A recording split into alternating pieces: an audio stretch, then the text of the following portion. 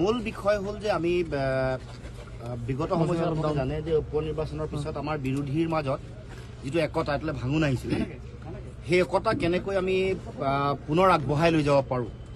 আগৰ সময়ছোৱাত কোনবোৰ বিষয়ৰ কাৰণে আমাৰ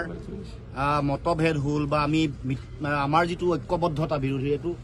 নাইকিয়া হ'ব লগা পৰিৱেশ পৰিস্থিতি সৃষ্টি হ'ল সেইটো আমি সকলোৱে বিশ্লেষণ কৰিছোঁ নিৰ্মোহভাৱে বিশ্লেষণ কৰিছোঁ বহু ধৰণৰ কথা বতৰা আলোচনা হৈছে বহু যুক্তি তৰ্কও হৈছে তাৰপিছত সকলোৱে সহমতত উপনীত হৈছে যে বিজেপিক হৰুৱাবলৈ হ'লে আমি সকলোৱে ঐক্যবদ্ধতাৰে আগবাঢ়িব লাগিব কিন্তু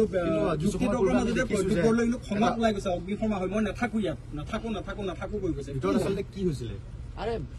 ডেমক্ৰেচিতটো যুক্তি তৰ্ক থাকিবই